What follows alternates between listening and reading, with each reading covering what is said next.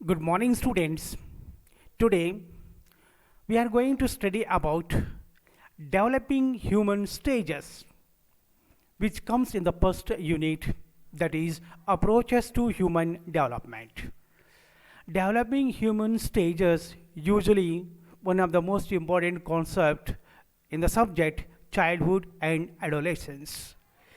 Change is the law of the nature. ಬದಲಾವಣೆ ಎನ್ನುವುದು ಪ್ರಕೃತಿಯ ನಿಯಮ. ಈ ಪ್ರಕೃತಿಯಲ್ಲಿ ಹಲವಾರು ರೀತಿಯಾದಂತಹ ಬದಲಾವಣೆಗಳನ್ನು ನಾವು ಕಾಣ್ತೀವಿ. ಆ ಬದಲಾವಣೆ ಬೆಳವಣಿಗೆಯ ರೂಪದಲ್ಲಿ, ವಿಕಾಸದ ರೂಪದಲ್ಲಿ ಕಂಡುಬರುವುದನ್ನು ನಾವು ಗಮನಿಸಬೇಕಾಗತ್ತೆ. So in human growth and development there are various stages which are having different kinds of nature as well as features. Indeed, each and every human being is supposed to pass all these stages. I mean, all the human being feel and experience different stages of human development. ನಲ್ಮೆಯ ವಿದ್ಯಾರ್ಥಿಗಳೇ, ಜೀವನಾವಧಿಯನ್ನು ಹಲವಾರು ಹಂತಗಳಾಗಿ ವಿಂಗಡಿಸಲಾಗಿದೆ. So ಇದನ್ನು ಹಲವಾರು ಹಂತಗಳಲ್ಲಿ ವಿಂಗಡಿಸಿರುವುದು ಕೇವಲ ಅಧ್ಯಯನದ ಅನುಕೂಲಕ್ಕಾಗಿಯೇ ಹೊರತು ಅದೇನು ತರ್ಕಬದ್ಧವಾದಂತಹ ಕ್ರಮ ಅಲ್ಲ ಎನ್ನುವುದು ಮನೋವಿಜ್ಞಾನಿಗಳ ಪ್ರಕಾರ. ಸೊ ಈ ಹಿನ್ನೆಲೆಯಲ್ಲಿ ಇವತ್ತು ನಾವು ವಿಕಾಸದ ಹಂತಗಳು ಎನ್ನುವಂತಹ ಪರಿಕಲ್ಪನೆಯ ಬಗೆಗೆ ಚರ್ಚೆ ಮಾಡೋಣ. ಇಲ್ಲಿ ವಿಕಾಸ ಎಂಬುದು ನಿರಂತರವಾದಂತಹ ಪ್ರಕ್ರಿಯೆ. ಪ್ರತಿಯೊಬ್ಬರೂ ಕೂಡ ವಿಕಾಸದ ಸರಣೀಕೃತ ಹಂತಗಳ ಮೂಲಕ ವಿವಿಧ ವಯೋಮಾನಗಳಲ್ಲಿ ವಿವಿಧ ವೇಗಗಳಲ್ಲಿ ಸಾಗ್ತಾರೆ. ಪ್ರತಿಯೊಂದು ಹಂತದಲ್ಲಿಯೂ ಕೂಡ ಹಲವಾರು ರೀತಿಯಾದಂತಹ ಗುಣಲಕ್ಷಣಗಳನ್ನು ನಾವಲ್ಲಿ ಕಾಣಬಹುದು. ಜೀವನಾವಧಿಯ ಹಂತಗಳಲ್ಲಿ ವಿವಿಧ ಮನೋವಿಜ್ಞಾನಿಗಳ ಪ್ರಕಾರ ಹಲವಾರು ವ್ಯತ್ಯಾಸಗಳನ್ನು ಕಾಣ್ತೀವಿ. ಆದರೆ ಎಲಿಜಬೆತ್ ಬಿ ಹರ್ಲಾಕ್ 1968ರಲ್ಲಿ ಸೂಚಿಸಿರುವಂತಹ ಜೀವನಾವಧಿಯ 10 ಹಂತಗಳನ್ನು ನಾವು ಸಾಮಾನ್ಯವಾಗಿ ಒಪ್ಪಿಕೊಳ್ಳಬೇಕಾಗತ್ತೆ. My dear students, life span is divided into number of stages. This division of lifespan into discrete periods is for convenience rather than a logical procedure. Because development is a continuous process.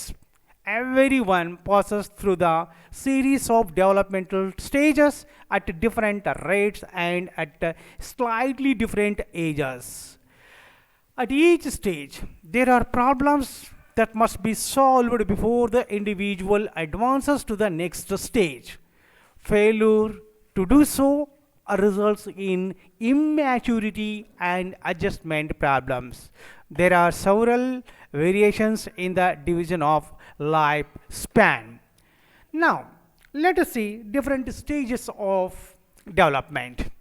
My dear students, commonly accepted stages of development in the lifespan as suggested by Elizabeth B. Hurlock in the year 1968. ಈಗಾಗಲೇ ಹೇಳಿದ ಹಾಗೆ Elizabeth B ಹರ್ಲಾಕ್ 1968ರಲ್ಲಿ ಸೂಚಿಸಿದಂತಹ ಈ 10 ಹಂತಗಳನ್ನು ಸರ್ವೇಸಾಮಾನ್ಯವಾಗಿ ಒಪ್ಪಿಕೊಳ್ಳಲಾಗಿದೆ. So let me say all these 10 stages. First one is prenatal period. It is usually from conception to birth. ಇದನ್ನು ಕನ್ನಡದಲ್ಲಿ ಪ್ರಸವ ಪೂರ್ವ ಹಂತ ಎಂದು ಕರಿತೀವಿ. ಇದರ ಅವಧಿ ಗರ್ಭಧಾರಣೆಯಿಂದ ಜನನದವರೆಗೆ. ಎರಡನೆಯದು infancy, and the period of infancy is birth to the end of second week. ಎರಡನೆಯದು ಶೈಶವ ಹಂತ. ಇಲ್ಲಿ ಇದು ಜನನದಿಂದ 2 ವಾರಗಳವರೆಗೆ ಇರುವಂತಹ ಅವಧಿ. Third one is babyhood, that is from second week to 2 years period. ಹಸುಳೆತನ 2ನೇ ವಾರದ ಕೊನೆಯಿಂದ 2 ವರ್ಷಗಳವರೆಗಿನ ಅವಧಿಯನ್ನು ಹಸುಳೆತನ ಎಂದು ಕರಿತೀವಿ. Fourth one is early childhood, and the period of early childhood is from 2 years to 6 years. ಪೂರ್ವ ಬಾಲ್ಯಾವಸ್ಥೆ, ಇದರ ಅವಧಿ ಅಥವಾ ವಯಸ್ಸು 2 ವರ್ಷದಿಂದ 6 ವರ್ಷಗಳವರೆಗೆ. Then fifth one is later childhood. The period of later childhood is 6 to 10 or even 12 years. ಉತ್ತರ ಬಾಲ್ಯಾವಸ್ಥೆ ಅಂಥೇಳಿ ಉತ್ತರ ಬಾಲ್ಯ ಹಂತದ ವಯಸ್ಸು 6 ವರ್ಷದಿಂದ 12 ವರ್ಷಗಳವರೆಗೆ ಇರುತ್ತೆ. Then six one is puberty. The age of puberty stage is from 12 or even 13 to 12 years to 13 or 14 years. ಲೈಂಗಿಕ ಪಕ್ವತೆಯ ಕಾಲ, ಇದರ ಅವಧಿ 12 ವರ್ಷದಿಂದ 13 ಅಥವಾ 14ನೇ ವರ್ಷದವರೆಗೆ. Then seventh one is adolescence, and the age or the period of adolescent stage is 13 or 14 to 18 years. ತಾರುಣ್ಯಾವಸ್ಥೆ ಅಂತ, ಈ ತಾರುಣ್ಯ ಹಂತದ ವಯಸ್ಸು 13 ಅಥವಾ 14 ವರ್ಷದಿಂದ 18 ವರ್ಷದವರೆಗೆ. Next one is early adulthood. The age of early adulthood is from 18 to 40 years. ವಯಸ್ಕತನ ಎನ್ನುವಂತಹ ಹಂತ, ಇದರ ಅವಧಿ 18 ವರ್ಷದಿಂದ 40 ವರ್ಷಗಳವರೆಗೆ. Next one is middle age. Middle age or the period is from 40 to 60 years. ಮಧ್ಯ ವಯಸ್ಸು 40 ವರ್ಷದಿಂದ 60 ವರ್ಷಗಳವರೆಗೆ ಇರುವ ಅವಧಿಯನ್ನು ನಾವು ಮಧ್ಯ ವಯಸ್ಸು ಅಂತ ಕರಿತೀವಿ. The last one is old age, or even it is also known as senescence. So the age of old age is 60 years to death. That is, after 60 years, that stage is called as old age. So my dear students, as suggested by Elizabeth B. Hurlock, these are the 10 important stages of human development, and all these 10 stages are accepted by educationalists as well as educational psychologists. So ಈ ಪ್ರಕಾರವಾಗಿ 10 ಪ್ರಮುಖ ಹಂತಗಳನ್ನು ನಾವು ನೋಡ್ತೇವೆ. Now let us see the picture of all these 10 stages. ಬೇರೆ ಬೇರೆ ಹಂತದಲ್ಲಿ ಹೇಗೆ ಮಗುವಿನ ಬೆಳವಣಿಗೆ ಅಥವಾ ವ್ಯಕ್ತಿಯ ವಿಕಾಸ ಇರುತ್ತೆ ಎನ್ನುವುದನ್ನು ನಾವು ಈ ಒಂದು ಚಿತ್ರದ ಮೂಲಕ ನೋಡ್ಬೋದು. From 1 to 10, there are all the 10 stages are represented here with the picture. This picture shows that different stages of human development. At various stages, a child grows, and at various stage a person will see different kind of features or the qualities. So this is a small picture which reflects different stages of human development. ನಲ್ಮೆಯ ವಿದ್ಯಾರ್ಥಿಗಳೇ, ಈಗೇನು ನಾವು 10 ಹಂತಗಳನ್ನು ನೋಡಿದ್ವಲ್ಲ, ಆ 10 ಹಂತಗಳ ಚಿತ್ರವನ್ನು ನಾವು ಈ ಒಂದು ಡಯಾಗ್ರಾಮ್ನಲ್ಲಿ ಅಥವಾ ಪ್ರಮುಖವಾದಂತಹ ಒಂದು ಸಣ್ಣ ಒಂದು ರಿಪ್ರೆಸೆಂಟೇಷನ್ ಏನಿದೆಯಲ್ಲ ಇದರಲ್ಲಿ ನಾವು ಕಾಣ್ಬೋದು. ಸೊ ಇಲ್ಲಿ 1 ರಿಂದ 10 ಹಂತದವರೆಗೂ ಕೂಡ ಮಗುವಿನ ವಿಕಾಸ ಹೇಗೆ ಇರುತ್ತೆ, ವ್ಯಕ್ತಿ ಬೇರೆ ಬೇರೆ ಹಂತದಲ್ಲಿ ಯಾವ ರೀತಿಯ ಒಂದು ಸ್ವರೂಪವನ್ನು, ದೈಹಿಕ ರಚನೆಯನ್ನು ಪಡೆದುಕೊಳ್ತಾನೆ ಅನ್ನೋದನ್ನು ಈ ಒಂದು ಚಿತ್ರದಲ್ಲಿ ನೋಡ್ಬೋದು. ನೆಕ್ಸ್ಟ್, ಹೀಗೆ ಬೇರೆ ಬೇರೆ ಹಂತಗಳ ಕೆಲವೊಂದು ಗುಣಲಕ್ಷಣಗಳನ್ನು ನಾವು ನೋಡೋಣ. Let us see features of different stages. As we have already seen, the first stage or the period is prenatal period. It is conception to birth. The developments from conception till birth of a baby constitute the prenatal stage. The approximate period of prenatal development is taken to be 9 calendar months or 10 lunar months, that is 280 days. Although babies are not born exactly after 280 days of conception, biologically it takes about 266 days from conception for a fetus to become ready for the birth process. ನಲ್ಮೆಯ ವಿದ್ಯಾರ್ಥಿಗಳೇ, ಇಲ್ಲಿ ಪ್ರಸವ ಪೂರ್ವ ಹಂತ ಎಂದಾಗ ಈ ಪ್ರಸವ ಪೂರ್ವ ವಿಕಾಸವನ್ನು ಪ್ರಮುಖವಾಗಿ 3 ವಿಶಿಷ್ಟ ಅವಧಿಗಳಾಗಿ ವಿಭಜನೆ ಮಾಡಲಾಗಿದೆ. ಅವುಗಳೆಂದರೆ ಜೈಗೋಟ್, ಭ್ರೂಣ ಮತ್ತು ಪಿಂಡ. ಇಲ್ಲಿ ಕಂಡುಬರುವಂತಹ ಪ್ರಮುಖ ಲಕ್ಷಣ ಏನಂದರೆ, ವ್ಯಕ್ತಿಯ ಜೀವಮಾನದ ಹಂತಗಳಲ್ಲಿ ಒಂದು ಪ್ರಮುಖವಾದಂತಹ ವಿಕಾಸದ ಹಂತ ಪ್ರಸವ ಪೂರ್ವ ಹಂತ. ಈ ಹಂತ ಗರ್ಭಧಾರಣೆಯಿಂದ ಮಗುವಿನ ಜನನದವರೆಗೆ ಸುಮಾರು 270ರಿಂದ 280 ದಿನಗಳ ಅವಧಿಯದಾಗಿರುತ್ತೆ. ಪ್ರಸವ ಪೂರ್ವ ಹಂತದಲ್ಲಿ ಹಲವಾರು ರೀತಿಯಾದಂತಹ ಬೆಳವಣಿಗೆಯನ್ನು ನಾವಲ್ಲಿ ಗಮನಿಸಲಿಕ್ಕೆ ಸಾಧ್ಯವಾಗುತ್ತೆ. Then coming to the second stage, that is infancy, that is birth to end of second week. So here the term infant is typically applied to young children. The physical changes what we can observe here, the most dramatic and rapid changes in the growth and development happen during the first year of life.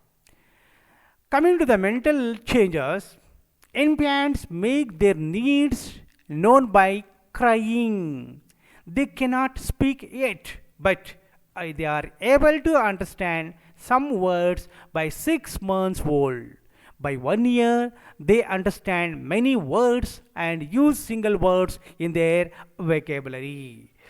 ಇಲ್ಲಿ infancy ಅಂದಾಗ ಶೈಶವ ಹಂತದ ಹಂತ. ಇಲ್ಲಿ ಕಂಡುಬರುವಂಥ ಪ್ರಮುಖ ಲಕ್ಷಣ ಎಂದರೆ, ವಿಕಾಸದ ಎಲ್ಲ ಹಂತಗಳಲ್ಲಿಯೂ ಕೂಡ ಅತ್ಯಂತ ಚಿಕ್ಕ ಅವಧಿಯ ಹಂತ ಶೈಶವ. ಮಗು ಹುಟ್ಟಿದಾಗ ಆರಂಭವಾಗುವ ಶೈಶವ ಸುಮಾರು 2 ವಾರಗಳವರೆಗೆ ಮುಂದುವರಿಯುತ್ತೆ. ಶಾರೀರಿಕವಾಗಿ ಹುಟ್ಟಿದ ಶಿಶು ಹಲವಾರು ರೀತಿಯಾದಂತಹ ಕೆಲವೊಂದು ಲಕ್ಷಣಗಳನ್ನು ಪಡೆದುಕೊಳ್ತಾನೆ. ತೂಕದಲ್ಲಿ ಹೆಚ್ಚಳ, ಈ ರೀತಿಯಾದಂತಹ ಮಾನಸಿಕವಾದಂಥದ್ದಲ್ಲಿ ವಿಕಾಸ, ಹಾಗೆಯೇ ಕೆಲವೊಂದು ಗುಣಲಕ್ಷಣಗಳನ್ನು ನಾವು ಇಲ್ಲಿ ಕಾಣಲಿಕ್ಕೆ ಸಾಧ್ಯತೆ ಇದೆ. Coming to the third stage, that is babyhood. Second week to 2 years, the period of babyhood. Babyhood is a time when babies are totally depend upon their parents and caregivers for their protection and care. Consistent, adequate, gentle care can encourage the infant to develop the capacity to trust people. Some of the features what we can see in the stage babyhood, it is a true foundation age. It is an age of rapid growth and change. It is an age of increasing independency. It is the age of heightened individuality. It is the foundation period of socialization, and it is the foundation period for sex role typing. Babyhood ಅಂದರೆ ಹಸುಳೆತನದ ಹಂತ. ಇಲ್ಲಿ ಶೈಶವ ನಂತರದ ಜೀವನದಲ್ಲಿ ಕಂಡುಬರುವಂತಹ ಒಂದು ಪ್ರಮುಖವಾದಂತಹ ಹಂತ. ಕೆಲವು ಮನೋವಿಜ್ಞಾನಿಗಳು ಹಸುಳೆತನದ ಹಂತವನ್ನು ಕೆಲವರು ಶೈಶವಾವಸ್ಥೆ ಅಂದರೆ ಸಹ ಶೈಶವಾವಸ್ಥೆ ಎಂದು ಸಹ ಕರೀತಾರೆ. ಇಲ್ಲಿ ಕಂಡುಬರುವಂತಹ ಪ್ರಮುಖ ಲಕ್ಷಣ ಅಂದರೆ, ಹಸುಳೆತನವನ್ನು ನೈಜ ಅಡಿಪಾಯ ಫೌಂಡೇಶನ್ ಕಾಲವೆಂದು ಕರೆಯಲಾಗುತ್ತೆ. ಏಕೆಂದರೆ ಈ ಕಾಲದಲ್ಲಿ ಬಹಳಷ್ಟು ವರ್ತನಾ ವಿನ್ಯಾಸಗಳು, ಮನೋಧೋರಣೆಗಳು ಮತ್ತು ಭಾವನಾತ್ಮಕ ಅಭಿವ್ಯಕ್ತಿಯ ವಿನ್ಯಾಸಗಳು ರೂಪುಗೊಳ್ತವೆ. ಇಲ್ಲಿ ಸಹಜವಾಗಿ ಮಕ್ಕಳಲ್ಲಿ ಸಂಪ್ರದಾಯಕ್ಕೆ ವಿರುದ್ಧವಾದ ಅನಪೇಕ್ಷಿತ ವರ್ತನೆಗಳು ರೂಪುಗೊಳ್ಳುವುದಿಲ್ಲ. ಈ ಹಂತದಲ್ಲಿ ರೂಪಿತವಾದ ವರ್ತನ ವಿನ್ಯಾಸಗಳು ಬಹಳ ಕಾಲದವರೆಗೆ ಮಕ್ಕಳಲ್ಲಿ ಕಂಡುಬರುತ್ತದೆ. ಏಕೆಂದರೆ ನಾವು ಹೇಳ್ತೀವಿ ಬೆಳೆಯುವ ಸಿರಿ ಮೊಳಕೆಯಲ್ಲಿ ಅಂತ. ಸಣ್ಣ ಚಿಕ್ಕ ವಯಸ್ಸಿನಲ್ಲಿ ಇರುವಂತಹ ಗುಣಗಳು ಜೀವನ ಪರ್ಯಂತ ಆ ಮಗುವಿನಲ್ಲಿ ಅಥವಾ ವ್ಯಕ್ತಿಯಲ್ಲಿ ಇರುವುದನ್ನು ನಾವು ಗಮನಿಸಬಹುದು. ಒಂದು ವೇಳೆ ಅನಪೇಕ್ಷಿತ ವರ್ತನೆ, ಅನಪೇಕ್ಷಿತ ನಂಬಿಕೆ ಮತ್ತು ಮನೋಧೋರಣೆಗಳು ಕಂಡುಬಂದಲ್ಲಿ ಅವುಗಳನ್ನು ತಕ್ಷಣ ಪೋಷಕರು ಬದಲಾವಣೆ ಮಾಡಬೇಕಾಗತ್ತೆ. Next, after the babyhood, the next stage is early childhood. Early childhood, it is also one of the most important stage, and the period of early childhood, as we know, from 2 to 6 years. Early childhood is an important stage in human development. It generally includes toddlerhood and some time afterwards. Muscle coordination allows the child to run, climb, and move freely. Children learn how to write, draw, and use a fork and knife. By 2 to 4 years, most children learn bowel and bladder control. Vocabulary grows from using several words at the age 1 to even 1500 to 2500 words. So the child will be able to learn and acquire the knowledge of language. So ಇಲ್ಲಿ ಪೂರ್ವ ಬಾಲ್ಯದ ಹಂತ, early childhood stage, 2 ವರ್ಷದಿಂದ 6 ವರ್ಷದವರೆಗೆ ಇರುವಂತಹ ಒಂದು ಅವಧಿ. ಇಲ್ಲಿ ಪ್ರಮುಖವಾಗಿ ಪೂರ್ವ ಬಾಲ್ಯವನ್ನು ಹೆಚ್ಚಿನ ಪೋಷಕರು ಸಮಸ್ಯಾಯುಗ ಅಥವಾ ತೊಂದರೆಗಳ ಕಾಲ ಅಂತ ಪರಿಗಣಿಸ್ತಾರೆ. ಸೊ ಪೋಷಕರು ಪೂರ್ವ ಬಾಲ್ಯವನ್ನು ಗೊಂಬೆಗಳ ಯುಗ ಅಂತಲೂ ಕೂಡ ಕರೀತಾರೆ. ಈ ವಯೋಮಾನದ ಮಕ್ಕಳು ಅವರು ಎಚ್ಚರವಾಗಿದ್ದಾಗ ಗೊಂಬೆಗಳ ಜೊತೆ ಆಟವಾಡುವುದರಲ್ಲಿ ಕಾಲ ಕಳೀತಾರೆ. ಮಕ್ಕಳು ಶಾಲೆಗೆ ಹೋಗಲು ಪ್ರಾರಂಭಿಸಿದ ಮೇಲೆ ಇದು ಸಹಜವಾಗಿ ಕಡಿಮೆ ಆಗುತ್ತೆ. ಶಾಲೆಯನ್ನು ಸೇರಿದ ಮೇಲೆ ಅಲ್ಲಿ ಬೇರೆ ಬೇರೆ ಆಟಗಳ ಮೇಲೆ ತಮ್ಮ ಗಮನವನ್ನು ಕೇಂದ್ರೀಕರಿಸುತ್ತಾರೆ. ಸೊ ಮನೋವಿಜ್ಞಾನಿಗಳು ಪೂರ್ವ ಬಾಲ್ಯದ ಮಕ್ಕಳ ಮಾನಸಿಕ ವಿಕಾಸದ ಲಕ್ಷಣಗಳನ್ನು ಹಲವಾರು ಹೆಸರುಗಳಿಂದ ಗುರುತಿಸ್ತಾರೆ. ಈ ಹಂತವನ್ನು ಕೂಟ ಪೂರ್ವ ಯುಗ ಅಂತಲೂ ಕೂಡ ಕರೀತಾರೆ. ಸೊ ಈ ಹಂತದ ಮಕ್ಕಳು ತಮ್ಮದೇ ಆದ ಕೂಟ ಅಂದರೆ ಒಂದು ಗುಂಪನ್ನು ರಚಿಸಿಕೊಳ್ಳದೆ ಲಿಂಗಭೇದವಿಲ್ಲದೆ ಎಲ್ಲ ಮಕ್ಕಳೊಂದಿಗೆ ಬೆರೀತಾರೆ ಮತ್ತು ಸ್ನೇಹದಿಂದ ಇತರರೊಂದಿಗೆ ಆಟವನ್ನು ಆಡ್ತಾರೆ. ಸೊ ಪೂರ್ವ ಬಾಲ್ಯದಲ್ಲಿ ಕಂಡುಬರುವಂಥ ಪ್ರಮುಖ ದೈಹಿಕ ಬದಲಾವಣೆಗಳೆಂದರೆ ಬಾಲ್ಯದಲ್ಲಿ ಕೆಲವೊಂದು ಬದಲಾವಣೆಗಳು ಅಥವಾ ದೈಹಿಕವಾದಂತಹ ಬದಲಾವಣೆಯು ಮಾನಸಿಕವಾದಂತಹ ಬದಲಾವಣೆಗಳು ಕಂಡುಬರುವುದನ್ನು ನಾವಿಲ್ಲಿ ನೋಡ್ಬೋದು. ಒಟ್ಟಿನಲ್ಲಿ ದೈಹಿಕ ಚಟುವಟಿಕೆಯ ಆಟಗಳಲ್ಲಿ ಕಡಿಮೆ ಪಾಲ್ಗೊಳ್ಳುವಿಕೆ, ಅಸಮಂಜಸವಾದಂತಹ ಶಿಸ್ತು, ಕೌಟುಂಬಿಕ ಸಂಬಂಧಗಳು, ಈ ರೀತಿಯಾದಂತಹ ಕೆಲವೊಂದು ರೀತಿಯಾದಂತಹ ಒಂದು ಅಂಶಗಳು ಮಗುವಿನ ಮೇಲೆ ಪ್ರಭಾವವನ್ನು ಬೀರುತ್ತವೆ. Next one is litre childhood, that is from 6 to 12 years. It is the time period from the age of 6 until the age of 12 years. It is in the late childhood that the first sign of puberty usually began to appear. A lot of growth is experienced by both boys and girls during later childhood. Mental development is rapid because child is in school and fears surrounding starting school are brought under control. By ages 10 to 12, sexual maturation and body changes can lead to periods of depression followed by periods of joy. So ಇಲ್ಲಿ ಉತ್ತರ ಬಾಲ್ಯದ ಹಂತದಲ್ಲಿ ಪ್ರಮುಖವಾಗಿ ಇದು 6 ರಿಂದ 12 ವರ್ಷಗಳವರೆಗೆ ಮುಂದುವರಿಯುವಂತಹ ಹಂತ. ಬಹಳಷ್ಟು ಈ ಮಕ್ಕಳು ಈ ಹಂತದಲ್ಲಿ ಹೆಚ್ಚಾಗಿ ಬಾಲಕರು ತಮ್ಮ ಬಟ್ಟೆ ಹಾಗೂ ಇತರೆ ವಸ್ತುಗಳ ಬಗ್ಗೆ ಎಚ್ಚರ ವಹಿಸುವುದಿಲ್ಲ, ಬೇಜವಾಬ್ದಾರಿಯಿಂದ ವರ್ತಿಸ್ತಾರೆ, ತಮ್ಮ ಕೊಠಡಿಯನ್ನು ಹೆಚ್ಚು ಅವ್ಯವಸ್ಥಿತವಾಗಿಟ್ಟುಕೊಂಡಿರ್ತಾರೆ. ಆದ್ದರಿಂದ ಪೋಷಕರು ಉತ್ತರ ಬಾಲ್ಯಾವಸ್ಥೆಯನ್ನು ಅವ್ಯವಸ್ಥೆಯ ಕಾಲ ಅಂತ ಪರಿಗಣಿಸ್ತಾರೆ. ಶಿಕ್ಷಕರು ಉತ್ತರ ಬಾಲ್ಯವನ್ನು ಪ್ರಾಥಮಿಕ ಶಾಲಾ ಹಂತದ ಕಾಲವೆಂದು ಇದನ್ನು ಕರೀತಾರೆ. ಮನೋವಿಜ್ಞಾನಿಗಳ ಪ್ರಕಾರ ಉತ್ತರ ಬಾಲ್ಯವನ್ನು ಕೂಟ ಯುಗ ಎಂದು ಕರೀತಾರೆ. ಸೊ ಒಟ್ಟಿನಲ್ಲಿ ಉತ್ತರ ಬಾಲ್ಯಾವಸ್ಥೆಯಲ್ಲಿ ಪ್ರಮುಖವಾಗಿ 4 ರೀತಿಯ ಕೌಶಲ್ಯಗಳನ್ನು ಗಳಿಸ್ಕೊಳ್ತಾರೆ. ಸ್ವಸಹಾಯ ಕೌಶಲ್ಯಗಳು, ಸಾಮಾಜಿಕ ಸಹಾಯದ ಕೌಶಲ್ಯಗಳು, ಶಾಲಾ ಕೌಶಲ್ಯಗಳು ಮತ್ತು ಆಟದ ಕೌಶಲ್ಯಗಳು. ನೆಕ್ಸ್ಟ್ ಮುಂದಿನ ಹಂತ puberty. That is another important stage in the human development process. So the age of puberty is from 12 to 14 years. Puberty is the process of physical changes through which a child's body matures into an adult body capable of sexual reproduction. It is initiated by hormonal signals from the brain to the gonads. Physical growth, height and weight accelerators in the first half of the puberty and is completed when an adult body has been developed. So ಇಲ್ಲಿ ಲೈಂಗಿಕ ಪಕ್ವತೆಯ ಕಾಲ, ಲೈಂಗಿಕ ಪಕ್ವತೆಯ ಕಾಲದ ಅವಧಿ 12 ರಿಂದ 14 ವರ್ಷ. So ಈ ಒಂದು ಹಂತ ವಿಕಾಸದ ಪ್ರಕ್ರಿಯೆಯಲ್ಲಿ ಒಂದು ಪ್ರಮುಖವಾದಂಥ ಹಂತ. ಸೊ ಇಲ್ಲಿ ಲೈಂಗಿಕ ಪಕ್ವತೆಯ ಕಾಲದಲ್ಲಿ ಲೈಂಗಿಕ ಪರಿಪಕ್ವತೆ ಸಾಧಿಸುವುದರೊಂದಿಗೆ ಪುನರುತ್ಪಾದನೆಯ ಸಾಮರ್ಥ್ಯವನ್ನು ಮಕ್ಕಳು ಪಡಿತಾರೆ. ಲೈಂಗಿಕ ಪಕ್ವತೆಯ ಕಾಲದಲ್ಲಿ ದೈಹಿಕ ಹಾಗೂ ವರ್ತನಾತ್ಮಕವಾದಂತಹ ಬದಲಾವಣೆಗಳು ಕಂಡುಬರುತ್ತವೆ. ಸೊ ಸಹಜವಾಗಿ ಈ ಹಂತದಲ್ಲಿ ಎರಡೂ ರೀತಿಯಾದಂತಹ ಅಥವಾ ಹಲವಾರು ರೀತಿಯಾದಂತಹ ಮಾನಸಿಕ ಮತ್ತು ದೈಹಿಕ ಅಥವಾ ಸಾಮಾಜಿಕ ಬದಲಾವಣೆಗಳನ್ನು ನಾವು ಇಲ್ಲಿ ಗಮನಿಸಬಹುದು. ಸೊ ಪ್ರಮುಖವಾಗಿ ಲೈಂಗಿಕ ಪಕ್ವತೆಯ ಕಾಲ ಒಂದು ಚಿಕ್ಕ ಅವಧಿ.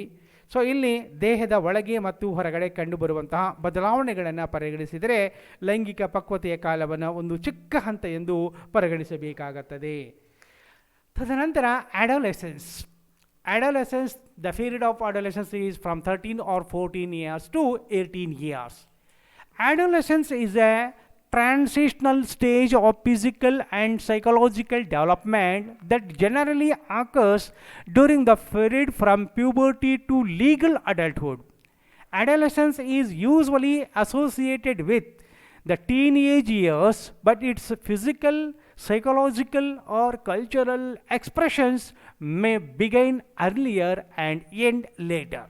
So physical changes, what we can observe here, physical changes are most dramatic in the early period.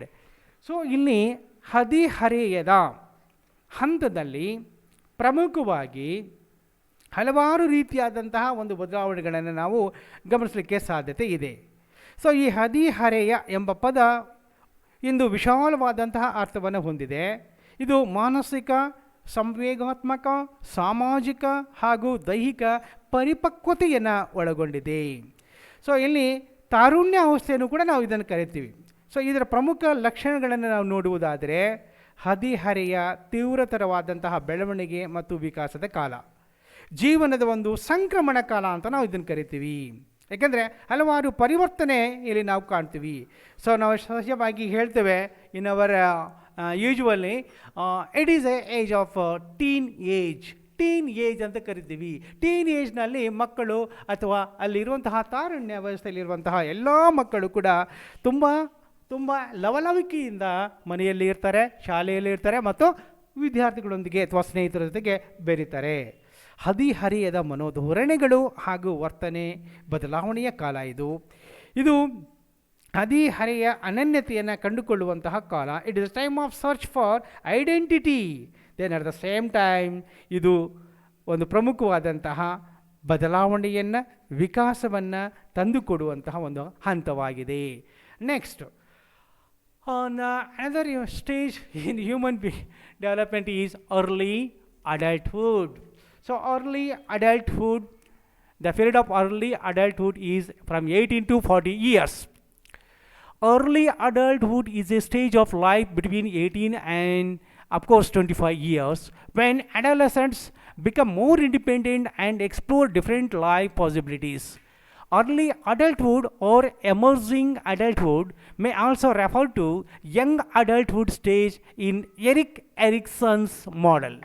So physical changes, what usually we can see here, usually the most productive life stage and physical development is basically complete. This is the prime time for childhood and this is the prime time for child bearing. So ಆರಂಭಿಕ ಪ್ರೌಢಾವಸ್ಥೆ ಅಂತ ಕರಿತೀವಿ ಅಥವಾ ವಯಸ್ಕ ಹಂತ ಅಂತ ಹೇಳ್ತೀವಿ. ವಯಸ್ಕ ಎಂದರೆ ಸಾಮಾನ್ಯವಾಗಿ ಜವಾಬ್ದಾರಿಯುಳ್ಳ, ಪರಿಪಕ್ವ, ಸ್ವತಂತ್ರ ಜೀವನ ಸಾಗಿಸಬಲ್ಲ ಮತ್ತು ಸಮಾಜದೊಡನೆ ಚೆನ್ನಾಗಿ ಬೆರೆತಿರುವಂತಹ ವ್ಯಕ್ತಿ ಎಂದು ನಾವು ವ್ಯಾಖ್ಯಾನಿಸಬೇಕಾಗತ್ತೆ. ಸೊ ಇಲ್ಲಿ ಪ್ರೌಢರು ಅಥವಾ ವಯಸ್ಕರು ತಮ್ಮ ಸಂಪೂರ್ಣ ಬೆಳವಣಿಗೆಯನ್ನು ಕಂಡುಕೊಂಡು ಸಮಾಜದಲ್ಲಿ ತಮ್ಮ ಸ್ಥಾನವನ್ನು ಗಳಿಸಿಕೊಂಡು ಇತರೆ ವಯಸ್ಕರೊಂದಿಗೆ ಕಾರ್ಯನಿರ್ವಹಿಸಬಲ್ಲರು. ಸೊ ಇಲ್ಲಿ ಪ್ರೌಢಾವಸ್ಥೆಯನ್ನು 3 ಹಂತಗಳನ್ನಾಗಿ ವಿಭಜಿಸಲಾಗಿದೆ. ಆರಂಭಿಕ ಪ್ರೌಢಾವಸ್ಥೆ, ಮಧ್ಯಮ ಪ್ರೌಢಾವಸ್ಥೆ ಮತ್ತು ಉತ್ತರ ಪ್ರೌಢಾವಸ್ಥೆ ಅಂತೇಳಿ. ಸೊ ಇಲ್ಲಿ ಈ ಎಲ್ಲ ಹಂತದಲ್ಲಿಯೂ ಕೂಡ ವಯಸ್ಕ ಹಂತ ಏನಿದೆಯಲ್ಲ, ಜೀವನದ ಹೊಸ ವಿನ್ಯಾಸಗಳು ಮತ್ತು ಹೊಸ ಸಾಮಾಜಿಕ ನಿರೀಕ್ಷೆಗಳಿಗೆ ಹೊಂದಾಣಿಕೆ ಮಾಡಿಕೊಳ್ಳುವಂತಹ ಒಂದು ಪ್ರಮುಖವಾದಂತಹ ಕಾಲವಾಗಿದೆ. The another important stage is middle age. The period of middle age is 40 to 60 years. This time period in the life of a person can be referred to as middle age. Many changes may occur between young adulthood and this stage. The baby may show down, and the middle aged might become more sensitive to diet, substance abuse, stress, and rest. Hair begins to gray and thin, skin begins to wrinkle, hearing loss starts, vision declines, and weight gain occurs. So these are the important changes what we can observe during the middle age. ಮಧ್ಯ ವಯಸ್ಸು, ಮಧ್ಯ ವಯಸ್ಸಿನಲ್ಲಿ ಸಹಜವಾಗಿ ಇದು 40ನೇ ವಯಸ್ಸಿನಿಂದ ಆರಂಭವಾಗಿ 60 ವರ್ಷಗಳವರೆಗೆ ಮುಂದುವರಿಯುತ್ತೆ.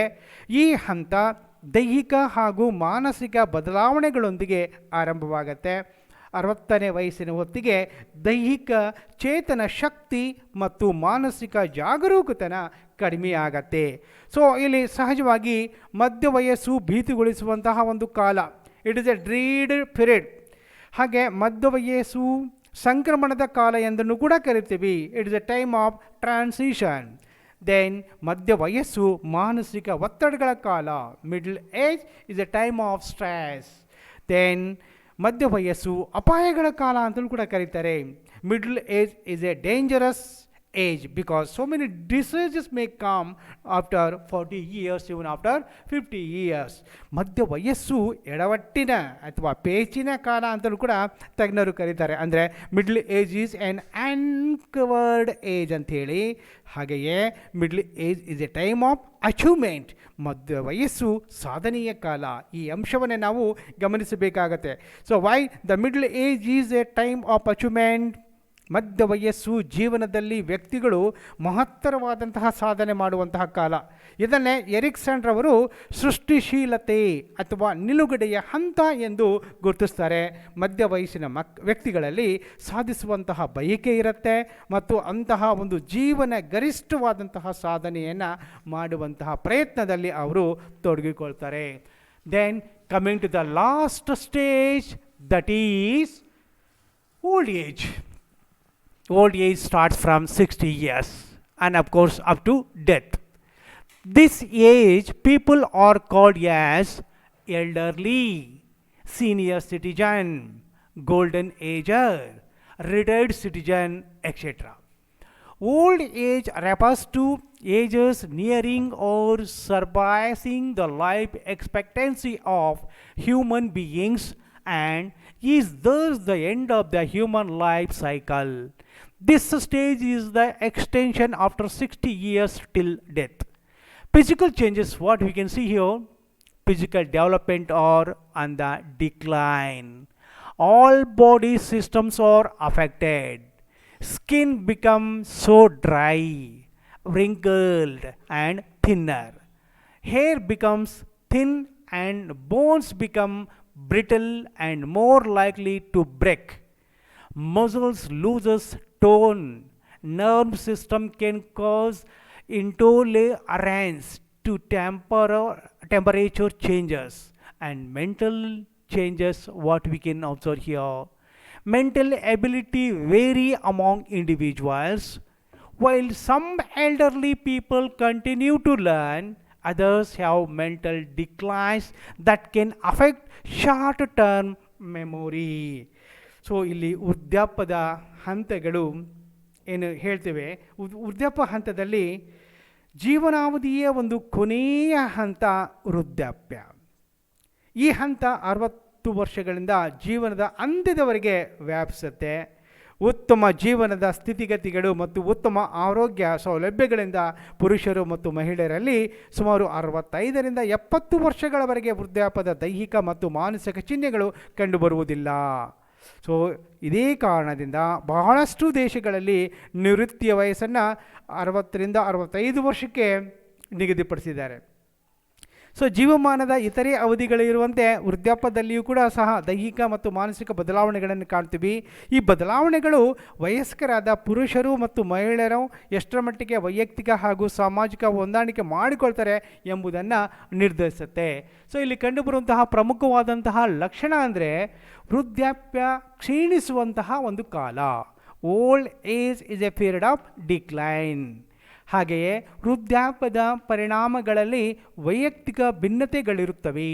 Individual difference in the effects of aging will be there.